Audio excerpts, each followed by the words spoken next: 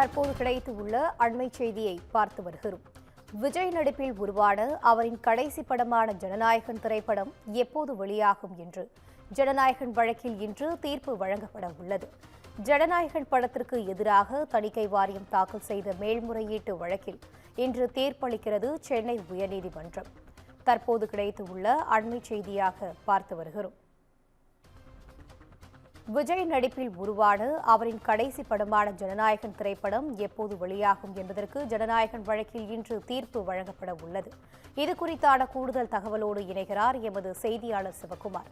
வணக்கம் சிவகுமார், தகவல்களை பகிரலாம். தமிழக வெற்றிக்கழக தலைவரும் அதே மாதிரி பாத்தீங்கன்னா தாவேகாவோட கட்சி நிறுவனருமான விஜய் நடித்த கடைசி படமாக கருதப்படக்கூடிய ஜனநாயகன் அப்படிங்கிற திரைப்படம் எப்ப வெளியாகும் அப்படிங்கிறதுல ஒரு மிகுந்த பரபரப்பை ஏற்படுத்தி இருக்குது. ஏற்கனவே ஜனவரி மாதம் 9ஆம் தேதி, அதாவது பொங்கலுக்கு 4 தினங்களுக்கு முன்பு இந்த படமானது வெளியாகும் அப்படின்னு சொல்லி எதிர்பார்க்கப்பட்ட நிலையில சென்சார் போர்டு பிரச்சனை காரணமா இந்த படத்தோட ரிலீஸ் ஆனது தள்ளி போச்சு.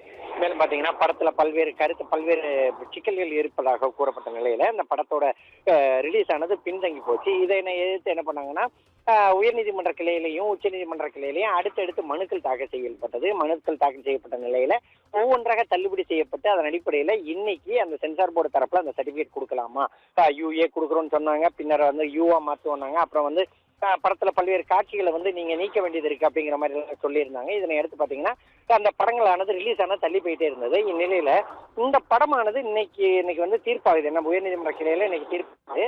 இதன் அடிப்படையில இந்த படமானது ஜனநாயகன் திரைப்படமானது வருகிற 6ஆம் தேதி, பிப்ரவரி 6ஆம் தேதி வெள்ளிக்கிழமை அன்னைக்கு வெளியாகலாம் அப்படின்னு சொல்லி எதிர்பார்க்கப்படுது.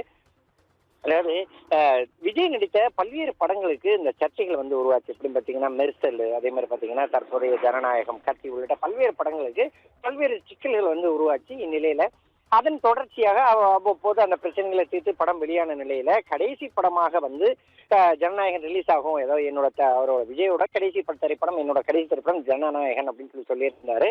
இதனை அடுத்து அந்த இது மிக பிரம்மாண்டமா தயாரிக்கப்பட்டது. ஏறத்தாழ 500 கோடி ரூபாய் செலவுல தயாரிக்கப்பட்ட நிலையில இந்த படமானது ரிலீஸுக்கு பின்தங்கி போனது இந்த ரசிகர்கள் மத்தியில ஒரு கடும் மன அதிர்ச்சியை ஏற்படுத்துச்சு. அப்படின்னு பாத்தீங்கன்னா அதாவது அவர் பிப்ரவரி 9ஆம் தேதி படம் ரிலீஸ் ஆகும்னு சொல்லப்பட்ட நிலையில அந்த படங்களுக்கு வரவேற்பதற்கு உண்டான அனைத்து பணிகளையுமே அவங்க செஞ்சிருந்தாங்க. தியேட்டர்கள்ல கட் அவுட் வைக்கிறதுல இருந்து எல்லாமே பண்ணியிருந்த நிலையில அந்த படமானது பின்தங்கிச்சு. அப்படின்னு பாத்தீங்கன்னா பின்னால போறதுக்கு அதாவது அந்த படமானது ரிலீஸ் ஆன லேட் ஆன உடனே அந்த ரசிகர்கள் மத்தியில ஒரு மன வருத்தம் ஏற்பட்டிருந்தது. இந்நிலையில இன்னைக்கு அந்த படத்தோட சென்சார் சர்டிபிகேட் கொடுக்கலாமா, அதாவது என்ன பிரச்சனைகள் இருக்குது அப்படிங்கிறது குறித்து இன்னைக்கு சென்சார் போர்டு தரப்புல முடிவெடுத்து அதன் அடிப்படையில இன்னைக்கு சர்டிபிகேட் கொடுக்கறதுக்கு, அதாவது இன்னைக்கு அந்த தீர்ப்பு வருது. அந்த தீர்ப்புல என்ன சொல்ல போறாங்க அப்படிங்கறத பொறுத்து அந்த பிப்ரவரி மாதம் இந்த படம் ரிலீஸ் ஆகுமா இல்லையாங்கிறது தெரிய வரும்.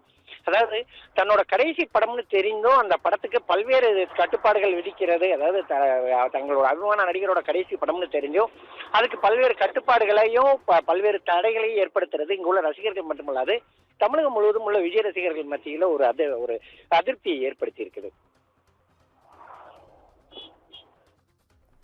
கூடுதல் விவரங்களை வழங்கியமைக்கு நன்றி சிவகுமார்.